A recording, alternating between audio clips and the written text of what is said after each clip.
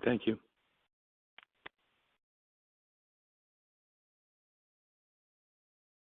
Hi, this is Mike Beeler, and on behalf of the Power Delivery Intelligence Initiative, I'd like to welcome you today to our webinar, The 21st Century Costs of Undergrounding. As you know, we had an article in T&D World Magazine that talked about the life cycle costs of undergrounding, and now we're evaluating the design, construction, and operation and maintenance costs of undergrounding in the 21st century. Today with me, I have Charlie Hall. Charlie is with the Centuri Group, and he will be presenting today about some of the things that Centuri is doing with regard to underground construction. Charlie, hello and welcome, and give our audience a brief hello. Hello, everybody. Look forward to our conversation today on Think Ahead for the next 100 years on undergrounding. Thank you. Okay, well, that's intriguing. Charlie, 100-year look ahead is going to be pretty exciting. So we'll move right into it. I'll tell you briefly who the Power Delivery Intelligence Initiative is. You probably know a lot of these companies. PDI Squared is simply a group of contractors and consultants and material providers that are interested in advocating for underground transmission and distribution. We hope that engineers and planners will look at overhead and underground and feel like the 21st century cost of underground is definitely coming down and making that life cycle cost much, much more affordable. So a lot of companies that you're probably very familiar with, and we have joined together to advocate that engineers and planners give us a level playing field to look at underground as well as overhead. So with that said, Charlie, I'm going to hand it over to you for about the next 35 or 40 minutes. You're going to talk about what you guys are doing at the Centuri Group. If you have questions, audience, as we go, feel free to send your questions in, and when we get to the last 15 or 20 minutes, we'll take your questions, and then we'll wrap up at the top of the hour. So thank you very much. Charlie Hall, take it away. Thank you, Mike, for the introduction. Thank you for T&D World and PDI Squared for hosting this, to the Centuri Group, and thank you for all of those who are attending today. So let's begin to talk about Think Ahead for the next 100 years, the underground solutions. So again, my name is Charlie Hall. I'm Director of Integrity Management and Reliability Services with the Centuri Group. And I want to share who the Centuri Group really is. I work for the Centuri Power Group. Centuri Group is as it states here, is a comprehensive utility infrastructure services enterprise that delivers a diverse array of solutions to gas and electric providers across the U.S. and Canada. Our suite of companies, our logos are there, and I just want to introduce them very briefly. Canyon Pipeline is an urban pipeline construction contractor that serves our customers and communities in the Southwest and beyond. NewCo, who is the New England Utilities Company, services natural gas, electrical utilities, local distribution companies, municipalities, and master meter customers in the New England area.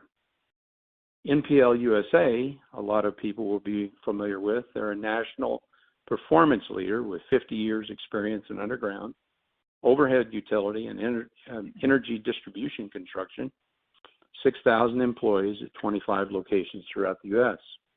And then, of course, NPL Canada is recognized as an energy contractor in Canada that offers turnkey services for mainline construction, distribution pipeline installs, pipeline maintenance, integrity and testing, horizontal directional drilling, communications and fiber optics, fabrication installation, and underground electrical installation. And of course, WSN is listed there as a multi-trade contractor out of Canada that fabricates for mechanical, electrical, civil, structural, and equipment installations for both private and government entities in the markets of energy, chemical, oil and gas, automotive, pulp and paper, water, wastewater, food, airport fueling system, and jet fuel. And of course, specific to today's power discussion is we have two entities, and that is both LineTech, who is a power group located throughout the Gulf region and Mid-Atlantic areas, along with some Midwest presence, provides critical electrical distribution, transmission, and is heavily involved in emergency response services that delivers and exceeds expectations to hundred thousands of customers, especially during restoration time. And our national power group is located in the West, does distribution, transmission, renewables, and focuses exceptionally on safety and quality service providing. So, hey Charlie, let me just comment on yes. that real briefly. I think the broad array of backgrounds of the multiple companies that make up the Centuri Group gives you a lot of credibility, gives you a lot of new ideas, a lot of innovation that may come from other industries. So when we talk about the 21st century in the electric distribution industry, you at Centuri are able to tap into what you've learned in electrical and gas, pipeline, and mechanical, not only in various regions of the country and various sizes of companies, but also in Canada as well. So I think that's one of the advantages that you guys have, and we're looking forward to great things from Centuri Power Group as we advance electric distribution in the years to come. That's a great question and comment, Mike. My background personally has been primarily over my life of 40-some years in the business, has been pipeline integrity.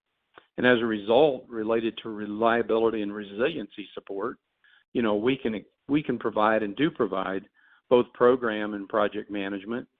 We're experts in data analytics and data management, geospatial mapping, and civil engineering and design. All these things are critical to be able to deliver solutions in the reliability and resiliency world through risk management, asset segmentation, identifying the weakest link, and be able to provide new and replace overhead, underground, and new construction. So that's a great lead-in to the next slide, which is a great visual.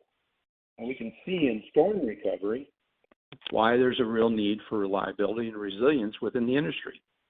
You can see the impact of the low probability but high impact event. The picture kind of tells the story.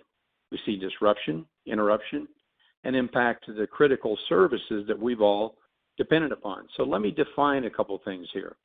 What is reliability?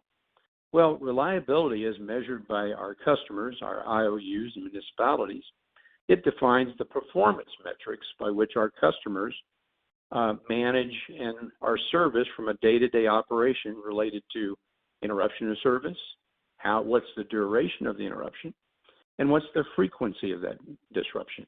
And they're all measured by that. But resiliency, how is resiliency different? It's the recovery characteristic of infrastructure and the operation when we have those high impact, low probability events to avoid or minimize that service disruption. And it is intended to totally avoid it or minimize it if possible. But the real metric is measured by what is the total time of recovery. And we want that to be the least we can do. So when we encounter, events such as cyclones or hurricanes that in this picture have destroyed the overhead power lines by wind damage, then it requires us to take a look at what are our solutions and prioritize the solutions. So today, as we look at the next 100 years, and be thinking ahead to underground solutions, we want to look at the entire value chain, the entire process. Consider, as you said earlier, what's the life cycle impact to the remediation of the resiliency of the system? And so that leads into our first Well, let me just opportunity. comment too, Charlie. I think that's a great definition of resiliency, and we in the industry need to think about how we define and ultimately measure resiliency, because regulators have metrics for reliability, SAIDI and SAFE and CAFE and MAFE and all of these duration indices and frequency indices, but we really don't have that. And so when we talk about a high impact, low probability event, you made reference to something that I like, total time of line restoration. I know Dominion has led the way on total time of line restoration at Dominion in Richmond, Virginia.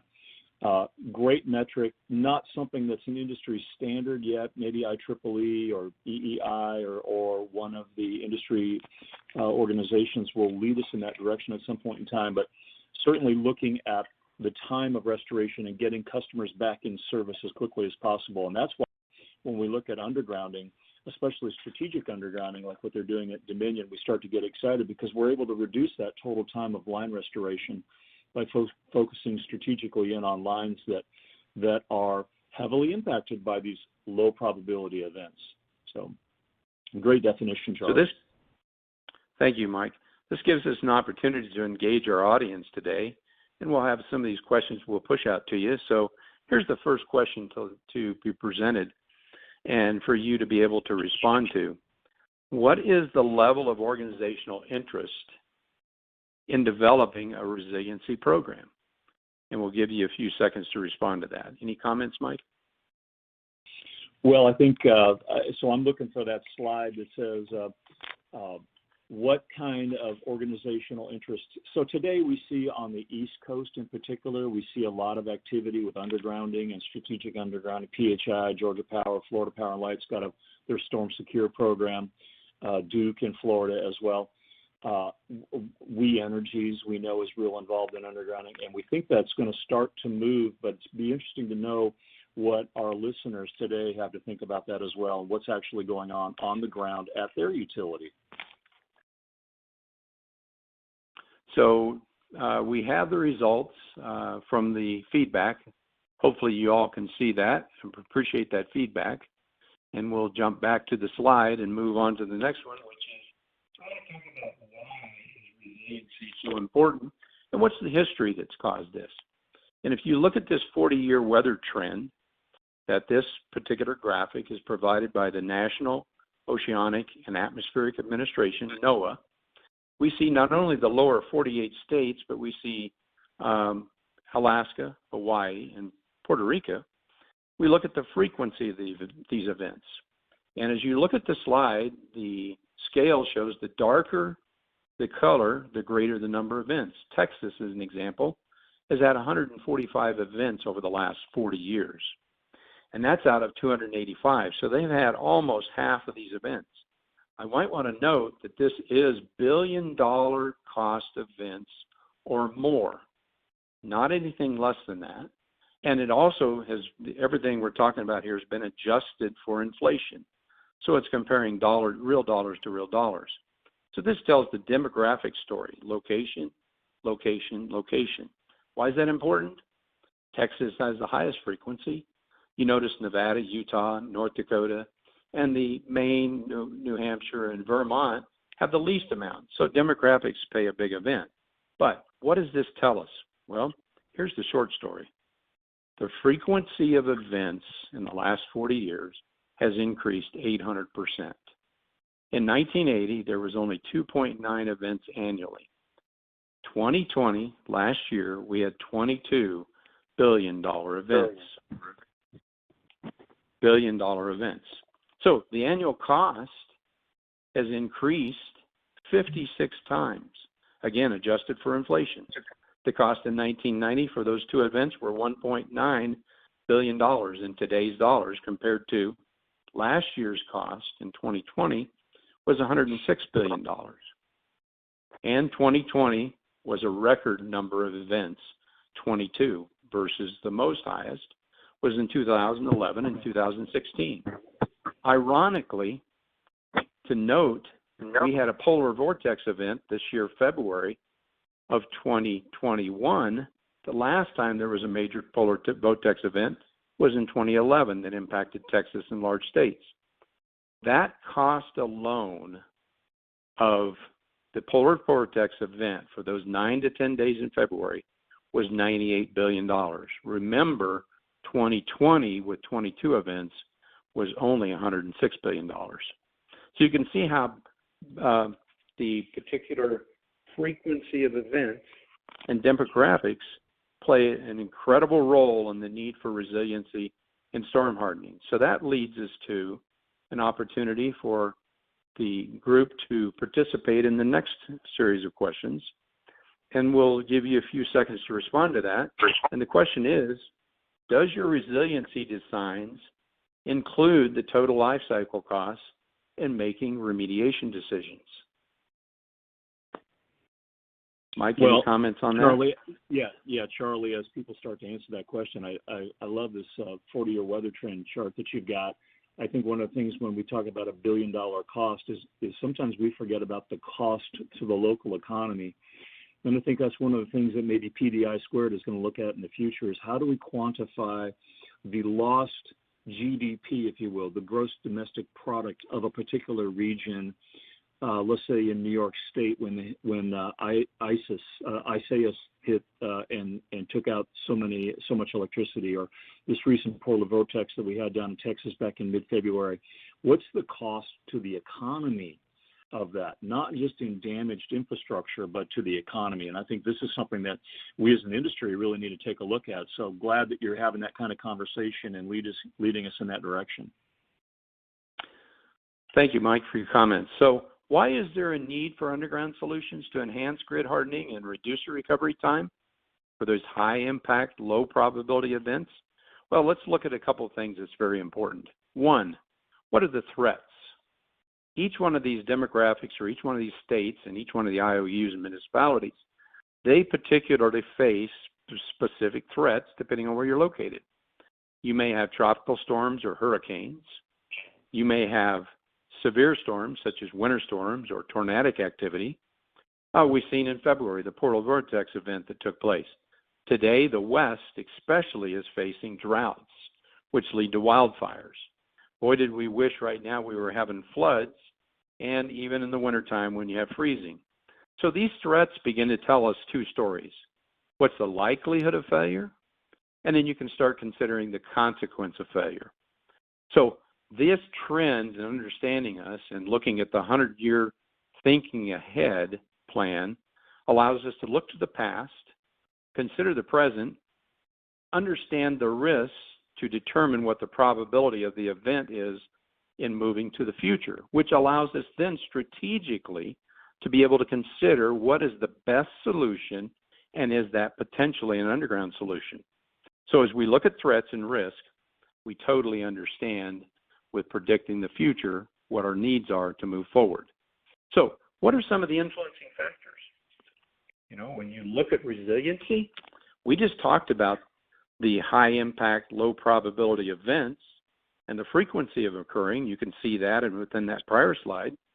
In the 40 years, we had an 800% increase. We had a 500 or 56 times increase in the likelihood of failures and consequences.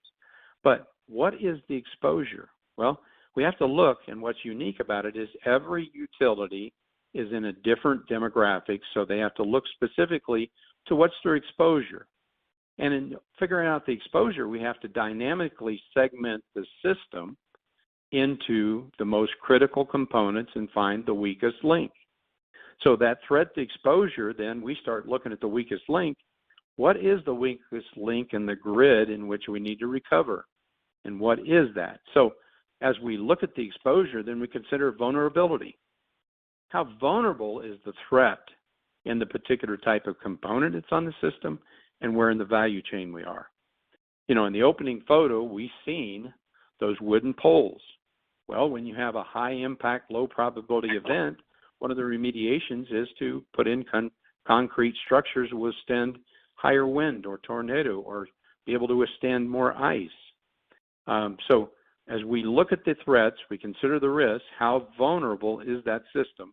And of course, frequency plays a very important part in the probability of that failure. Another one is, as you see there, the fourth point is intensity. As the studies on hurricanes show, they're beginning to form further and further north. That increases their intensity and increases the risk of failure and the consequence of failure. So we have to consider the intensity. And in hurricanes have very unique. They don't just have one threat. They have wind, they have rain, they have floods. They spin off tornadic activity, which will compromise the structural integrity, the potential loss of services, and more important, the critical structure failures to the important things. So location, location, location impacts frequency, exposure, vulnerability, and intensity. And that's the story that the 40 years tells us. So one of the questions we need to ask ourselves. Go ahead, Mike. Well, I didn't mean to cut you off. I was just going to say that you said the word risk a lot, and I think that we find that in our industry and most industries, money follows risk. And so when we can identify some risks here, we need to put money towards addressing those risks. And I think that's what we see the electric utility industry doing today.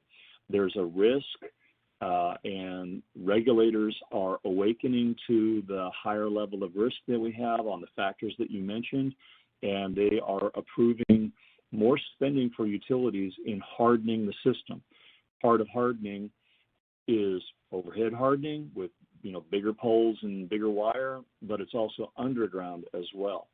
And I would also say risk mitigation has to do with wildfires in the West as well. So again, you can harden a pole in the West. Maybe you convert a wood pole to a steel pole in the West, but a lot of the solutions, I think, long-term solutions in the West for fires will be undergrounding as well. So all I wanted to say in that was money follows risk, and we've got a lot of risk, and I think we're seeing the dollars start to follow. Great points, Mike. I appreciate the feedback. So we asked the question a few moments ago, why would we need to underground solutions that enhance grid hardening or the ability to recover from high-impact, low-probability events? Well, we just seen in that prior map, the logistics or the location makes the answer to that question. It depends. It depends upon the power grid demographics. It depends upon the frequency, the exposure, the vulnerability, the intensity, and all those factors take into place. So we start asking ourselves from a conversational point, why not fix today what avoids the cost of tomorrow? How can those solutions lead us to less cost to the future? And how can we provide a solution that generates a one-time solution that maybe prevents multiple restoration requirements? So with that, we'll move on to the next slide, and we'll talk about the consequence of failure. This is personal to me, and I'll tell you why. I've been blessed enough that I'm a 3-year recipient of a kidney transplant. I spent 5 years in tornadic areas that health and critical care and wellness was very important. Dialyzing at home, you clearly have to have power. And every customer has, maybe they're taking care of their parents at home, maybe they have a critical care child, maybe they have the need for oxygen. All those things in hospitals and care facilities, health is very important. So wellness, and as we know from the last 16 months from the pandemic that we're coming out of, the mental and physical psyche of the public has been greatly impacted by isolation. And what's important is that we have sound facilities, sound structures that we can deliver critical services to places of gathering, businesses, facilities, homes, and everything else. And that requires us to have sound integrity to prevent the loss of basic services. And it has an economic impact. What are those economic impacts? They're both tangible and intangible. There's a cost to rebuilding, but there's also a cost to the intangible costs. What is the GDP change, as Mike mentioned earlier? And as we've seen this year in the polar vortex event, with the loss of power, it would happen because we lost gas to generation, or we couldn't provide the gas to generation because it had to go elsewhere. So that event seen that we had loss of power, loss of gas that generated power, loss of heating, loss of lights, the water went down, the sewer went in. Basically, the things we depend upon for basic survival went away. So that's the need to be thinking ahead and planning for the next 100 years. So with that, let's look to the next question. That is, does your resiliency program designs consider the total life cycle in making remediation decisions? Any comments, Mike?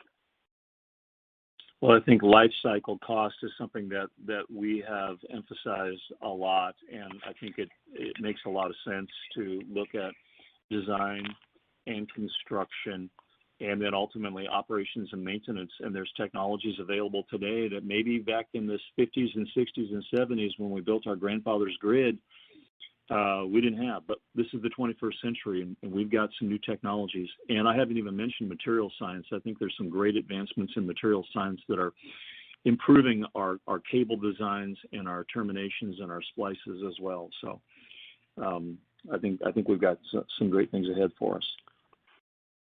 Thank you, audience, for your response to the results. You can see those popping up and the response. We appreciate that, and we're going to move on to the next slide, which we begin to talk about the entire value chain. And we have a slide here that shows the value chain within the power delivery grid, all the way from generation to the substations that step up to high transmission deliverables, to the step down transformers or substations that we deliver to our commercial customers, those that are right down to where we live, even to the neighborhood. And so taking a holistic approach to this, you can't just isolate a neighborhood and decide what's most resilient. You have to look from A to Z, A being the power grid, right to the home and everybody in between. So the power grid is what allows us to consider every aspect of that intensity, frequency, exposure, and vulnerability based on logistics. But here's the neat thing about this. Data always tells the story.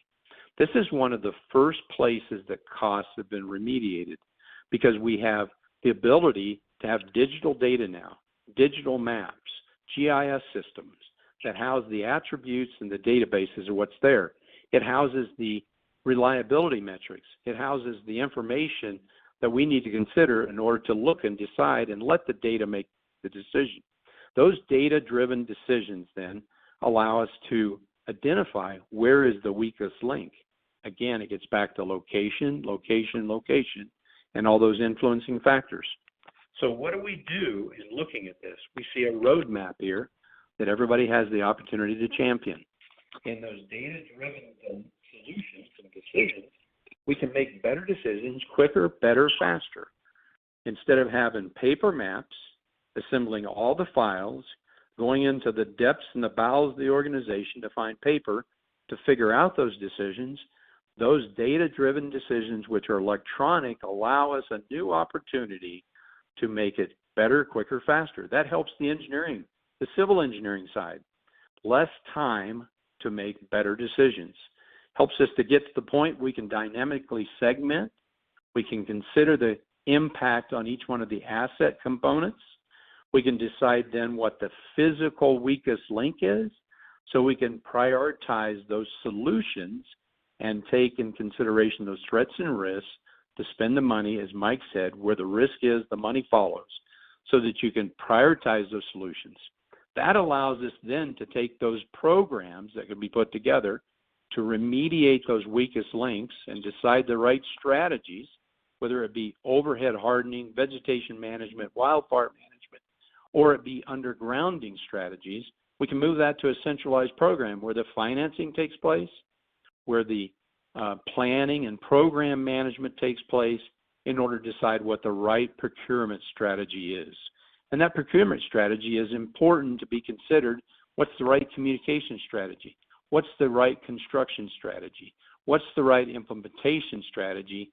And those all can then be defined because of the digital data capability that creates the prioritization. You can create the key performance indicators to be able to execute the right strategy at the right time in the right place. So moving on to Charlie, the next. let me just go ahead, Mike. Let me comment on that slide real quick too. So you said a lot of things. You talked about programs.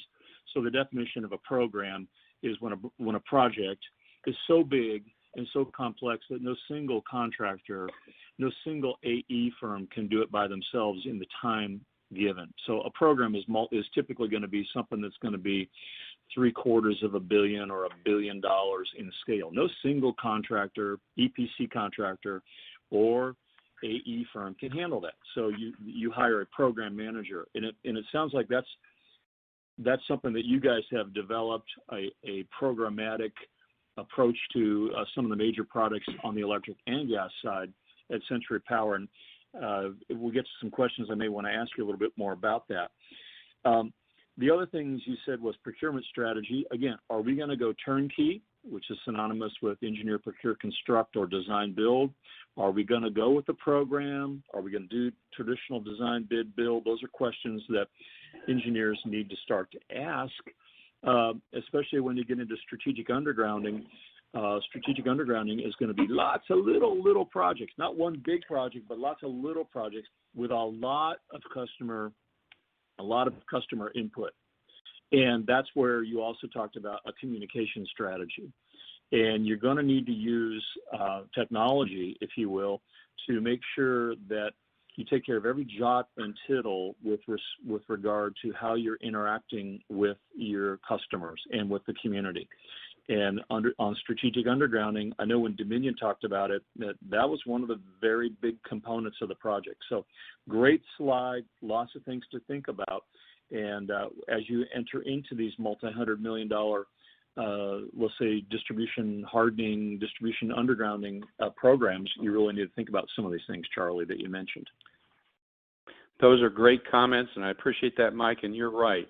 That's one of the unique things, that not only are our companies within the Centuri Power Group and the Centuri Group itself can provide deliverables to the execution, but what we also bring to the table is the ability to look at those projects from a discipline standpoint, and as you said, the program management capability, the data management capability services we can provide, and that includes the ability to make the civil engineering smarter, better, quicker, so you can provide those solutions to the customers in that programmatic approach as you identified. Those are great comments, Mike.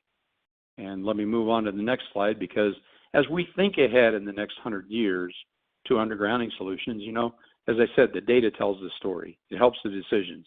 We heard in the last series from part 3 of this 21st century cost of undergrounding, from the Haugland Energy webinar, we heard how their undergrounding strategies for construction plan and develop the program. They gain benefits from every one of the things we just talked about, and that helps the value chain, and it reduces the total cost of resiliency, or the total cost of reliability also. So undergrounding, along with overhead, has different sets of considerations, and in different situations are different weaker links.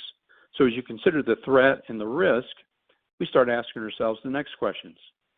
How can that holistic consideration take us to the past, the present, and predict the future? We can model probabilistic, knowing the past, the present. You've seen the trend out of the 40-year map and the results that tells us there is a need to probabilistic look to the future, and that is very possible because of digitization and the ability to bring that data together. So what's the historical past? What's the reality of the present? How does that impact the probability of the future? And how can we predict those trends? That data-driven decision can help us predict what that future is very accurately in order to define what the financial impact and what the expenditures are going to be to provide a resilient solution. So those past trends help us to predict the right solutions and prioritize. So the question becomes, dollars invested today will reduce the cost of tomorrow's cost to fix. That's a programmatic approach. And one of the things we see, and I wanted to bring up earlier, but then this is the appropriate time, we've got a great case study here in the United States now.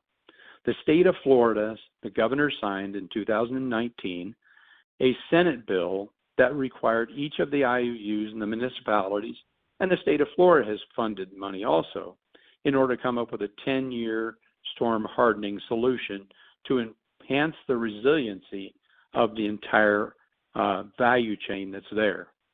So that helps us come up with a 30-year plan, which Florida has communicated. They have a 30-year plan to eliminate or reduce that cost of resiliency with an undergrounding strategy. So in their case, because of all the impact, amazingly enough, they do have a lot of wildfires as a risk, as a threat. They have flooding as a threat. They have wind as a threat. They have tornadic activity as a threat. And they have the major hurricanes that come through a threat. That they don't have the cold and things like that, but they have a lot of threats and risks to remediate. And they've created a centralized plan to reduce the total cost of recovery. That's why our team, Centuri Power Group, and the Centuri teams, we always look forward and think ahead to the next 100 years, because there is a solution after next. There is a way to fix things today that reduces the cost for tomorrow. And I think part 3 of the webinar that was put on by Haugland Energy gave a great assessment for you to go back and look at some of the subsurface techniques, some of the drones that was able to be used, the trenchless activities, the trained workforce, the better materials that we're talking about. So with that, let's move on to the next slide.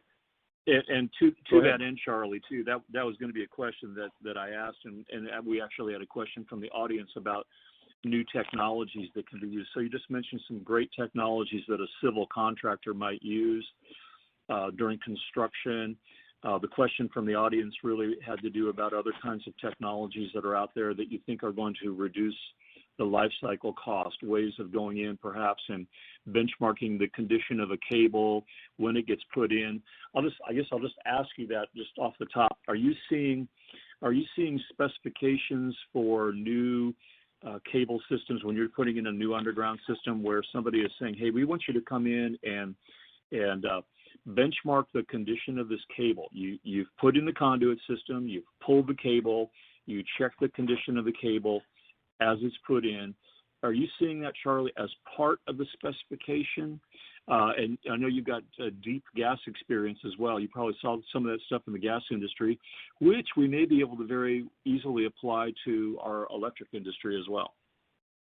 Yes, those are great questions. And specific, in a couple of slides, I'll get to answering most of that, but let me just give the short version of that now, is that in the specifications for construction and specifications for testing, as was mentioned in the part 1 of this presentation that was several months ago put on by MCorp, there's undergrounding testing capability that you can literally identify and use lean principles to recover 60 to 70% of the cable and not have to replace it all.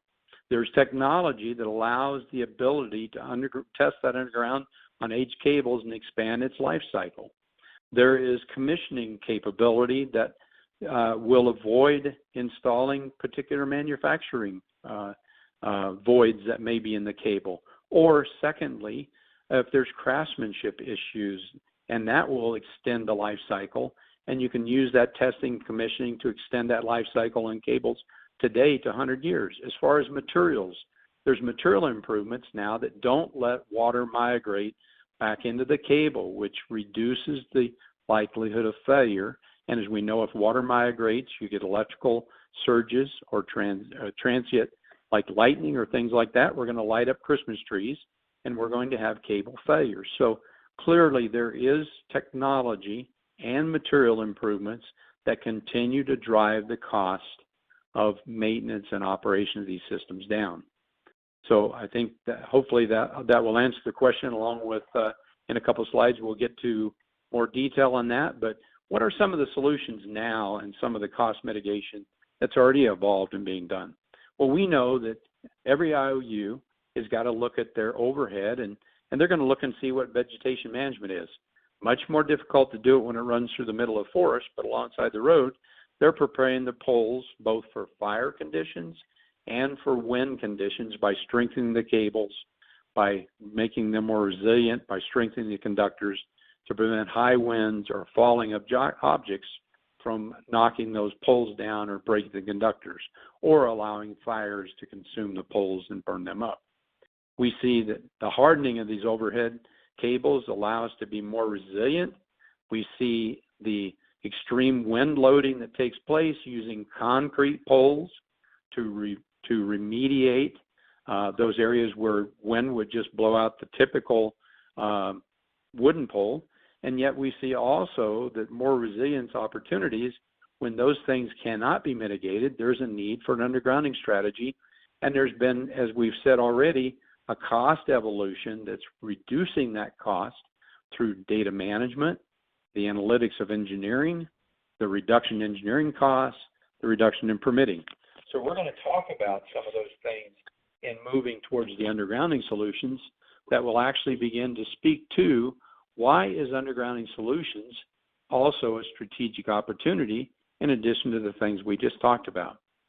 Why is undergrounding more attractive today than it has been in the past? And I'm going to address each one of these items with another slide here on some of the changes that are taking place and how it's mitigated costs and it's reducing the total life cycle cost through an undergrounding strategy that improves these things. So what happens with tools and techniques? This answers the prior question.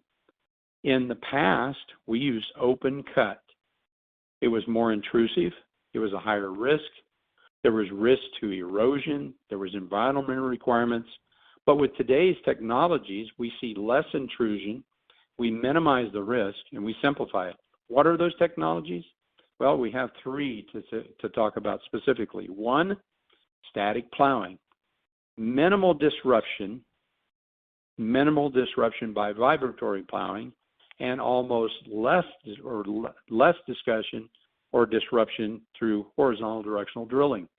You got an entry point and you got an exit point.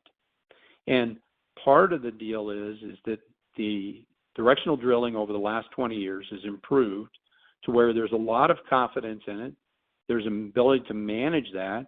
And not only that, coupled with the material improvements, we're making longer and longer directional drills. The material itself is more resilient. The pull strength allows us to take those longer drills, and the capability of directional drill equipment, it continues to improve. Simple things as it'll tell you about its own maintenance has reduced the cost. So you begin to alleviate the breakdown cost because the actual equipment and tools and techniques will tell you ahead of time you're about to have a breakdown, make the repair and move on instead of an unscheduled disruptive construction. As I said on materials improvements, the new materials don't allow the migration of water back into the cable, so there's less cable failure. It's more environmentally resistant, and as a result, its normal life cycle has been extended. It lasts longer. Part of that consideration that Mike mentioned earlier in the introduction to this presentation was that the total life cycle capability and justification. As we compare the cost of overhead and underground, there's a right decision and the right strategy at the right time depending on the methodology. If you look at the initial cost of underground, it's always been higher than overhead, but as I mentioned before, because of data, because of engineering, because of civil engineering, because of permitting, because of the tools and techniques, the cost of undergrounding has come down. And when you start looking at the life cycle, again, depending on location, being the demographics, remember this slide, Texas has got a lot more risk than Maine, depending on where you're at and what those threats and risks are. Well, you can apply accordingly the right strategy, and it may be undergrounding in order to take advantage of those tools and techniques. And as a result also, it reduces the risk and the consequence of failure because you reduce the vulnerability, the exposure, the frequency, and the intensity. Out of sight, out of mind helps instead of being overhead. It minimizes those impacts of those hurricanes that create tornadoes, flooding, storms, winds, and in the wintertime, ice. It helps enhance the public safety. It keeps our own personnel safe, and it reduces the cost of damages. We know from a study specifically in Florida, undergrounding in the right place and the right time has reduced the outages by 60%. That is a life cycle calculation metric that has to be included in the total life cycle and the reduction of the overall cost of the operation and implementation of overhead versus underground structures. That's a great point, Charlie. And let me just comment on that comment you made about Florida. That is reported data that is given to regulators. And you can go to the FERC 1 reports, you can go to the Public Service Commission reports on reliability in the state of Florida, and that's real data. The cost of operations and maintenance of distribution systems in hurricanes and without hurricanes is significantly less. So great point, and that's empirical data that is backed up in regulatory filings. The other thing you mentioned was safety too, and I think I want to come back to safety maybe a little bit in the Q&A, but I'll let you move on and we'll wrap up and then we'll take some questions, but I may come back to safety of overhead versus underground as well. Okay, sure. Thank you, Mike. The other thing is the improvement in procurement and strategic handling of all stakeholders. the undergrounding, it creates an opportunity to reduce the resistance. It makes the system more resilient. It simplifies and quantifies key performance metrics. We look at the next slide in this. There's obviously, with undergrounding, there is an environmental impact reduction. There is not as much of the impact of open cut. There's less remediation. There's less disturbance of acreage per mile. There is a reduction in the requiring of the permits. It's a reduced footprint, and it's simpler and easier to environmentally remediate. And that's very important, even more important in today's environment. That undergrounding solution also makes permitting simpler, less intrusive. One of the things I want to mention is also beautification. City of Colorado Springs, as an example, has had a city ordinance for 20 plus years that they wanted to not obstruct the view of the mountains where they lived and the beauty of the environment around them. So they literally are now no above ground structures. People there want to be able to see what's around them, and it creates a greater desire to live there. It probably even increases the value of the homeowners' quality of life and their opportunity.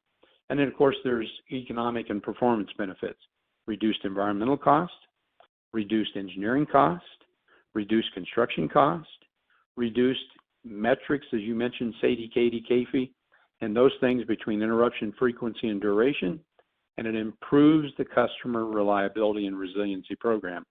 Those are all, as you said, very well documented by each one of the IOUs and municipalities to their regulators. It tells that story, that there's benefits to be doing that. So let's summarize. You've heard me say data tells the story. It, and I won't repeat it all again, but digitization, engineering, permitting, construction, stakeholders are all lower costs than the past. So it makes a compelling case for the lesser cost, the right strategy, the right solution that's more resilient. And it also allows us to prioritize the right solution.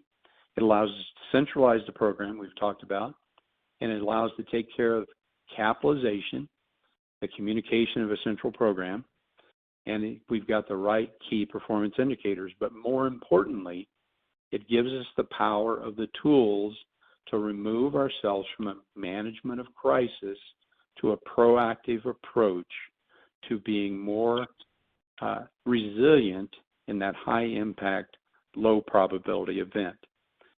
Undergrounding strategy with a lesser cost, a greater resiliency opportunity, a reduction in the total time of recovery can become, in the right decision, given by the right data, the right solution, the right time, and the right strategy. That's why it's important to think ahead the next 100 years to underground solutions. And with that, we'll conclude the presentation and begin to take questions, Mike. And yeah, Charlie, we got question and answer service. Yep, we got some great questions here, and I've got a couple written down as well. But thank you to the audience. Go ahead and send some more in if you've got them. Talk a little bit about, and I will make a comment. Somebody said, "Hey, what about the 5G network and fiber optic being installed versus electric?" I'd say, if I was a power and communication contractor, I'd be very excited about the 5G network, but I'd be equally excited about the opportunity to put in electric. So that would just be a comment. This question has more to do with dewatering necessary during construction and putting in underground electric in areas with high water tables, Hawaii, Florida, other areas where, maybe you have a 3 or 4 foot water table. Just comment on that, the need to dewater, any updates on National Pollution Discharge Elimination System, things that we as civil engineers need to do. Well, it's, as we identified, it changes the tools and techniques by which we can install by. If you're using directional drill, it simplifies that management of that cable with the new materials. They're more resilient to the migration of water. If you were trying to do this with open cut and that level of intrusion, water obviously is a much greater problem to manage. Whereas with undergrounding, with directional drill, it simplifies that process. And there are some times you have to deal with that, but again, it's much more resilient and a lot less intrusive and a lot less costly than just open cut and some of the old technologies we had. Okay, here's another question from a utility. Are all of these cost mitigations applicable for various voltage classes? I will comment on that briefly, and then Charlie, I'll let you take it. I'd say that when we talk about the life cycle cost of distribution coming down, it's going to be primarily distribution. I think high voltage transmission in the 138 kV class, I think, has come down significantly as well. Can make a lot of the life cycle cost statements for 138 kV class as well. You jump to 345 kV, which is a doable technology. It is definitely more expensive. That becomes a permitting issue. There's some big programs that have been built out in New England and out in California. And if it wasn't going to go underground, the transmission line simply wasn't going to get built. But for distribution class, I think we can say that pretty confidently. Charlie, is that something you'd agree with? Yeah, I would agree with that. The place that it doesn't is in the high voltage transmission side. When you start looking at undergrounding that, you have to do open cut, put duct banks and things in like that in order to mitigate temperature, construction, and things like that. But on the distribution side, that's absolutely true. These tools and techniques can be applied. Okay. We got a utility question, Charlie, about using plowing as a method of construction. What's the depth of cable plowing with all the utilities in the street? Where could you cable plow? And from a cost perspective, what's the cost difference among covered? Oh wait, I'm getting questions mixed up. Okay, what's the maximum size cable for vibratory plowing? And then what's the depth of the cable plowing? Those are the two questions that came in from a utility. Okay, let me address what's the depth. Obviously, the depth depends upon what's present. Your civil engineering preparation work and things like that, if it's heavily congested, you may not be able to go to the shallower depth that you'd like to. You may have to go below that depth as required. And so it depends on each situation. It also depends upon the geographic. I mean, the geography in itself, you may have some parts of the country geographically, you can't go below 3 foot or even below 18 inches. So you have to take that and consider in the design. And again, because of digitization, we have the geography, we know the hardness of what's there and what's available. So that is part of the civil design process and the investigation. Again, because of digitization, those information is available through many different records and things like that tell us the answer. What was the other part of that question, Mike? A maximum size cable for vibratory plowing? I don't know that answer right offhand. If somebody will provide that, who provided that question, I can get that answer to you afterwards. I apologize, just don't remember that right now, right off the top of my head. Okay. Here's another question. From a cost perspective, and I don't think we're going to be able to answer this. From a cost perspective, what are the cost difference among covered conductor, overhead hardening, and the undergrounding solution? And what other determining factors to choose which option should be used? Okay, so I'll address this. I think, so I had done, in a different venue, I had done an interview with a couple of executives from Southern California utilities that had to do fire mitigation.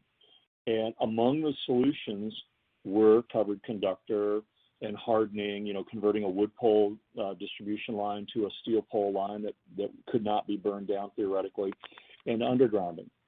They both said, both these executives said in Southern California that undergrounding made the most sense. The challenge for them with the fire season coming up is that it's a longer term solution. It tends to be a little bit more costly in the upfront capital cost. But again, how many times does a line have to burn down and it be replaced? How much vegetation management has to be done, et cetera, before you've recovered that initial capital cost that ultimately does go into the rate base.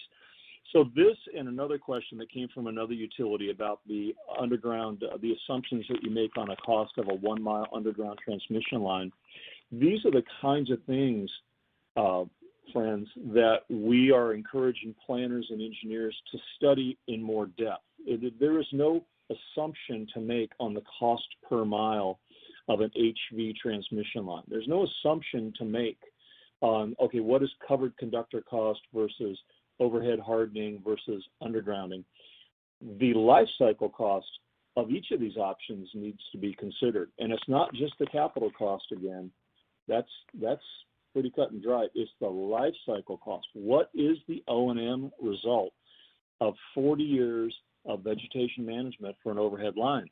What is the cost when I put in the covered conductor? Am I still going to have other ramifications on these lines because I got wood poles that are attacked by woodpeckers, or I get ice damage, or et cetera, et cetera? So it's the life cycle cost that engineers and planners today in the 21st century need to take a close look at. Charlie, do you want to comment on that at all? I know I'm pretty I went on along about that, but no, I agree with you, Mike. We have always kind of looked at the smaller picture, and the bigger picture is, like you said, it's not just the restoration costs if we have hurricanes. It's not just the capital cost of insulation, as you said.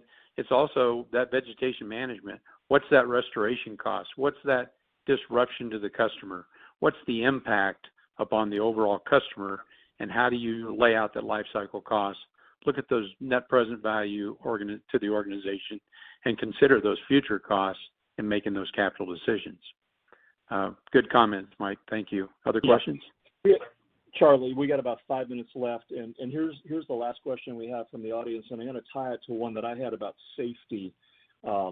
Says, what's the biggest challenge to undergrounding besides cost? Any issues with accessibility or fire hazards or anything at all? That's a good question. I hadn't really stopped to think about that too much. I was going to ask you, Charlie, a question about safety with regard to overhead versus underground construction. So how would you feel about that? I mean, is putting a line underground, is it more challenging from a construction safety perspective, perhaps?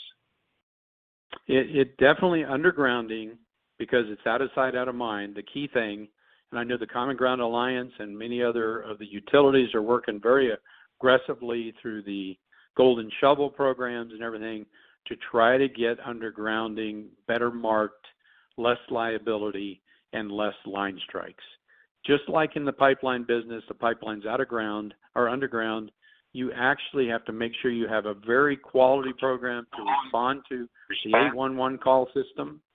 It's very important to have the utilities mapped. Not everybody has their electronic mapping accurate. Not everybody is as careful as marking that. So there are risks with undergrounding that you have to consider. And there is a risk and a cost to maintaining undergrounding. Also, it's not near as comprehensive maybe as the overhead, but you do have to consider those undergrounding costs. And what's very important is to make sure that when you start using directional drill, or you may want to go under all those particular risks that are there, or if you try to use vibratory or static plowing, you have to know that that area is open and it's the right decision. So there is part of the civil engineering cost to be considered and investigated in order to make those decisions, to know what is actually within the scope of work area you're going to work. So it's a safety issue, and avoiding natural gas pipelines, avoiding water, and avoiding sewers, that obviously impacts the customer, and you want to avoid all those things. So directional drill takes you under most of those, whereas considering the plowing methodology, you got to know you got an open work area, or you got to mitigate by using a hybrid construction system between exposing those facilities and then directional drilling between them. That's a great answer, Charlie. I really appreciate that. And, that is a logical approach, and there's lots of utilities that are already in the ground. And when we go underground, we're going to have to contend with them. Go ahead and wrap up. We got about 2 minutes left to the top of the hour, Charlie. And one thing I'd like you to comment on as you wrap up and tell the audience thank you is, you have all these companies at the Centuri Group. How do you share best practices and lessons learned amongst companies? Because you're geographically diverse, you do a lot of different kinds of work in electric and gas, and there's got to be great lessons learned that you can share. How do you do that in a big, complex organization like Centuri Group? Well, to be honest with you, it's always a challenge, but the communication strategy between stakeholders is critical.